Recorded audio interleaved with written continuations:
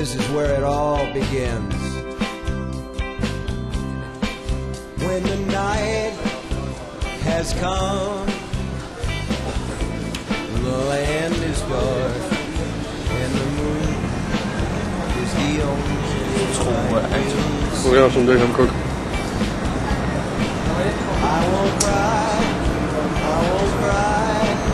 Je wordt recht eruit. Ja, filmpje kijken. Ze hebben niet ondertiteld geld. Maakt niet uit. Gaat wat je deed, hè?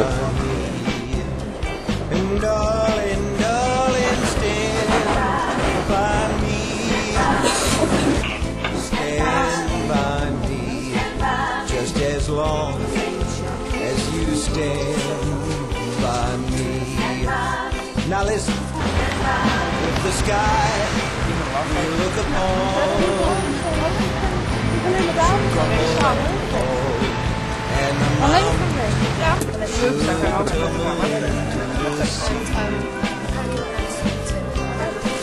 I won't cry, I won't cry.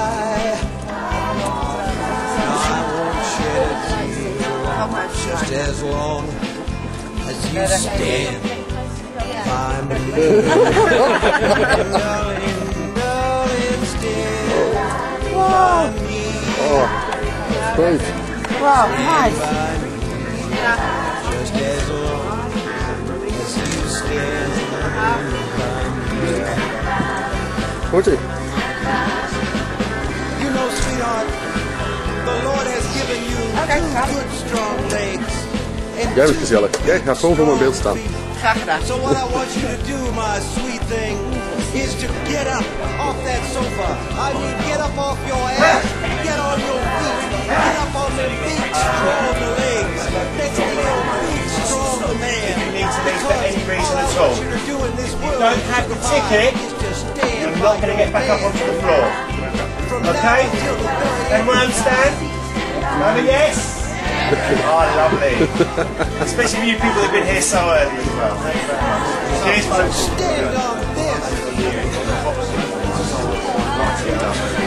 Okay, how we can swap over? Let's put some mobile on. Stand by me, just as long as you stand by me. Put your arm around me now.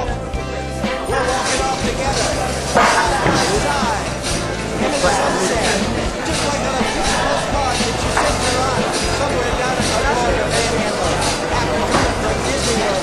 So you'll be there and stand by me all the while. Yeah.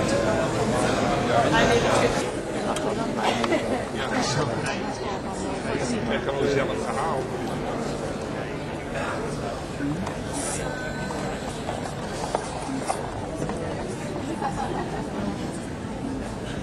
Ik vond trouwens wel een tegenvaller te gaan tekenen. Ik vond het King nou niet echt.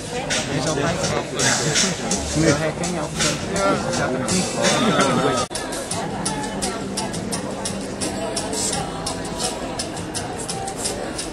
Ik ga het weer helemaal opnemen. Zo download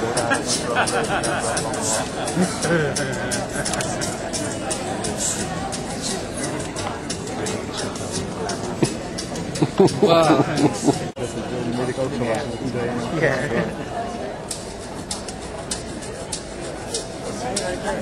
Ik kan niet laten splitsen, dat kan me voorstellen.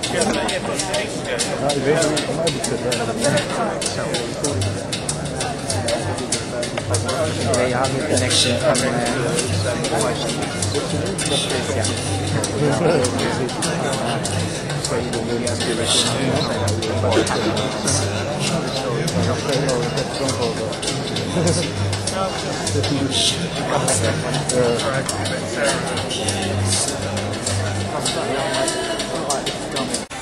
Thank you very much for being here, and a big thank you to the Times and to Waterstones and most of all to Hodder and Stoughton, Stephen King's publishers.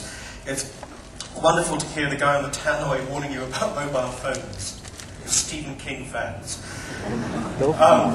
Stephen King fans. It's already worrying. It's a great pleasure for me to be here. My name is Peter Florence. I run the Hay Festival. Stephen King has been one of my heroes for as long as I can remember, since I was first given a copy of Carrie many, many years ago.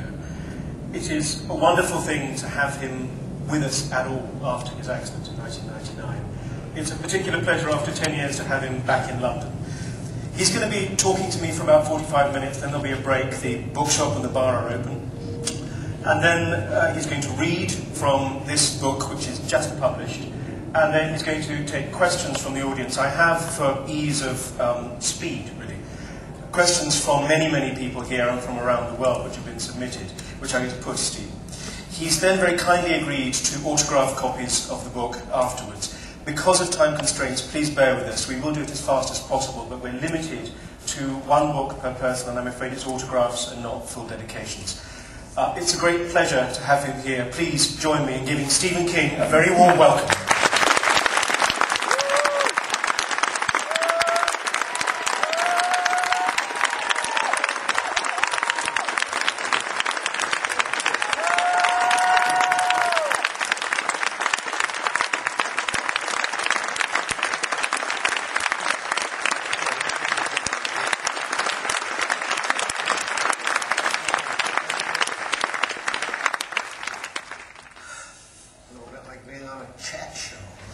That's a bit more rock and roll than being a chat show. In front of a bubble. Who knows how many thousand people? Well, there are a couple of thousand here, and there's going to be more online. We'd be in trouble if they attacked. There's nobody I would less rather hear that from. Just my job to point these things out. After Things so that it's possible in my country for whole generations to be sent off to war by leaders who were elected by saying we won't, for instance, cut and run. A phrase which has no concrete meaning but great figurative resonance. It comes from language. it's called Rome, is it? Yeah. So, since you brought it up, today, the 7th of November, is kind of a big day for Americans. It is, yeah, it's election day. Did you cast your vote by ballot, postal ballot? I voted by telepathy. No, not true. Not true. I voted absentee, but let me tell you a story about the election. I gotta show you guys the boots, because I wear the boots everywhere. John Grisham gave me these boots. You know, the Southern writer, the guy who writes the legal thrillers. He lives in Virginia now, and he said that there's a candidate running there named Jim Webb, and he wants to get the troops out of Iraq. He's got a son who is in service in Ramadi right now, boots on the ground, and Jim Webb himself is a novelist who served in Vietnam and had 3 fine novels that came out of the Vietnam experience. The best one is probably Fields of Fire. So he's in a race with a guy named George Allen, the Republican, whose mantra is stay the course, and he's been with President Bush on all this stuff. And, you know, I looked at this guy and I listened to his speeches and got a little bit hip to him, and I thought to myself, oh my God, I wrote about this guy 25 years ago and called him Greg Stilson. Yeah. And put it in a book of mine, and I thought to myself, nobody could ever possibly, you know, elect a guy as crazy as this in the world. And so I put him in the craziest state in the United States of America. I put him in New Hampshire, which has roadside liquor stores in the turnpike, you know, and it's got a no seatbelt. You can don't have to wear a seatbelt. There's no helmet laws for motorcyclists. Great motto of the state is let those who ride decide. Cannot say, but it's just my opinion. We welcome yours. And they have attractions like Six Gun City, which is right across the road from Santa's Village. So you can go take your little one from Santa's Village to watch people get blown away in Six Gun City. So I thought Greg Stilson, in New Hampshire, maybe. But so Greg Stilson pops up in Virginia all these years later, a real guy named George Allen, and he looks ahead in the polls. He looks like a shoe-in to win, and then he makes this one, his first. He actually, this was the scary part. He looked like a Republican candidate for president in 2008, and then he spotted at one of his campaign rallies. He spotted a dark-skinned man with a camera at taking photographs of him, and he said he made the assumption that the guy was an Indian immigrant from India, and he said, "Hey, Macaca, welcome to the United States. This is how we do things in Virginia." And then he tried to claim that it was a made-up word, and he didn't know what the word was, but in fact, it's a racial slur for what he really meant. It's very clear what he meant. And that was where George Allen's mistakes began. He's now neck and neck. Will he lose? I don't know. But the point is, Get back to the boots. yeah, the boots. The point of the boots, I guess, is that John Grisham's idea was that we would all wear boots in solidarity with Jim's son in Ramadi, and try to make people remember that while we hate the war and we hate the imperialism of the war, we mourn the loss of every life in Iraq, and we just want the bloodshed to stop. You know, so.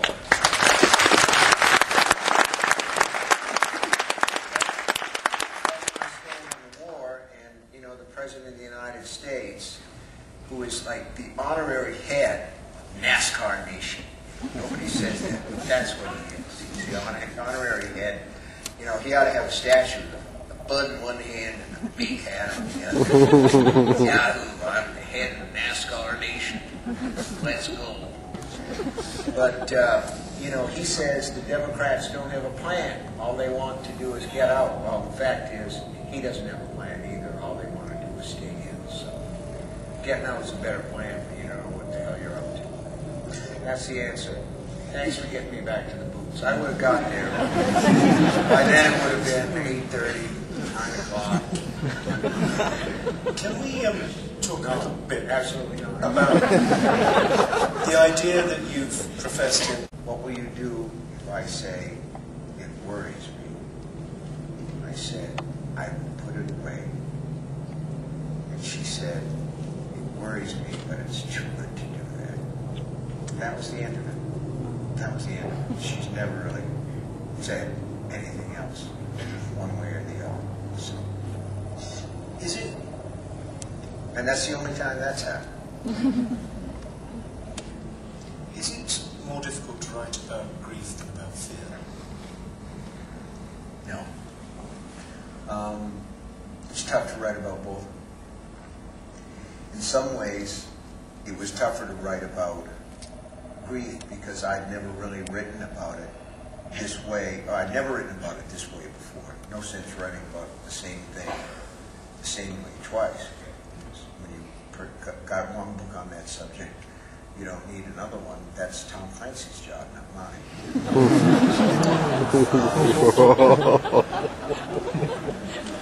That was bitchy, wasn't it?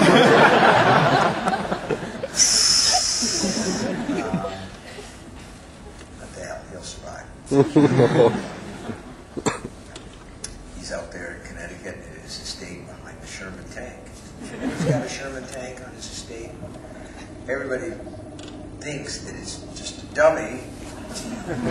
Nobody's really sure. In any case, what was your question? My question was about grief. Grief. I thought we were talking about Tom Clancy's tank. Well, I'll tell you what. Here's the thing. Here's the story on that.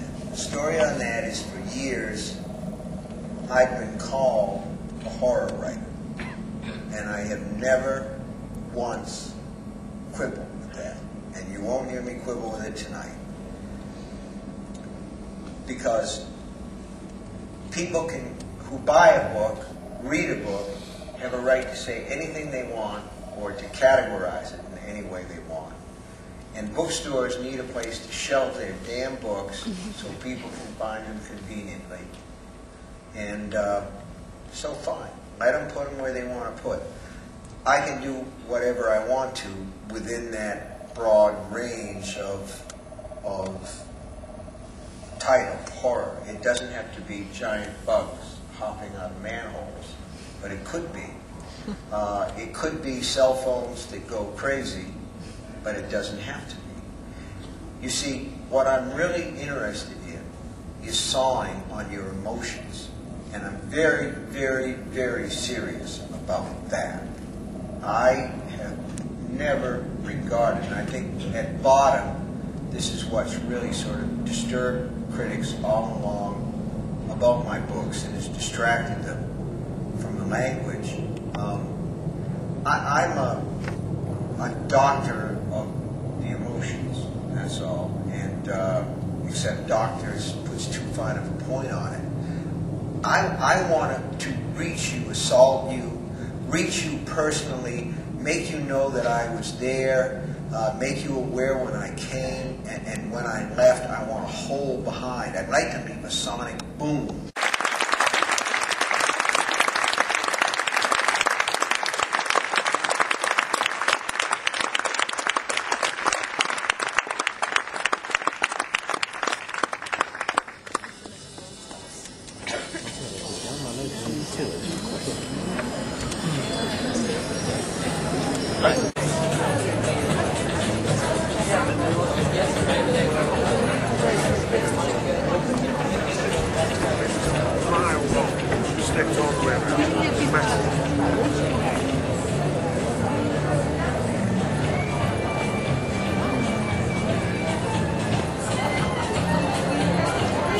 Thank you very much for coming back. Can I just say quickly about photography, please would you not take photographs whilst he's reading.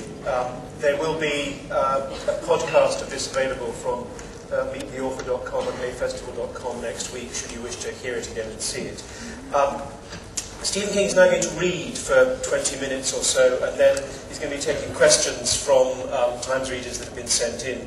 Please warm yourselves and join me again in giving him a very warm welcome back to the stage.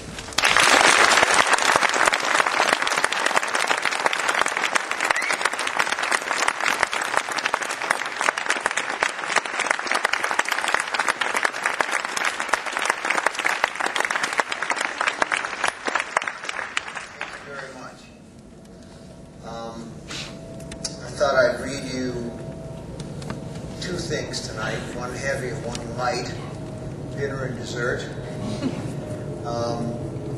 We're talking a little bit about emotions, we're talking about grief, and in Lacey Landon's relations with Scott, there's been a lot of stuffing down of strange things, because in some ways it's been a very strange marriage, and a lot of strange things have happened in the course of that marriage, things that ordinary minds can't exactly cope with. And so Lacey's more creative now you are sober, or when you were drinking? I think I do actually feel more creative.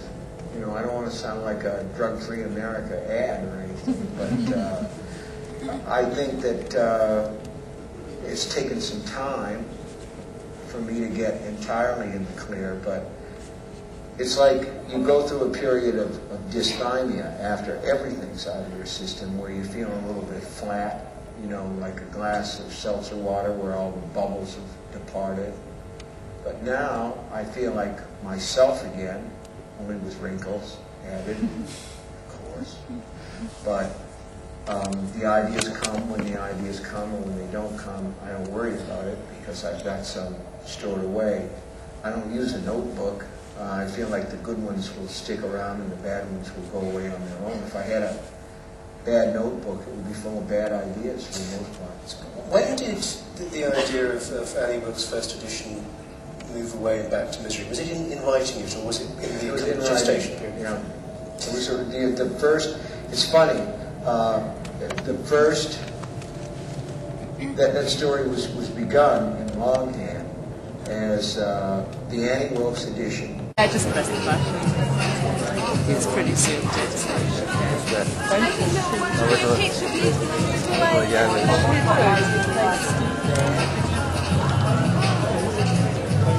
Right, we don't get out of it.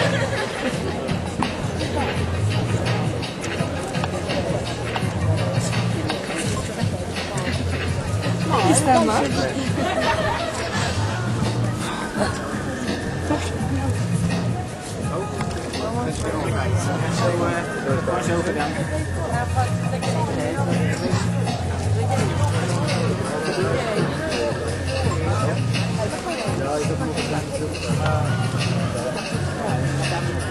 So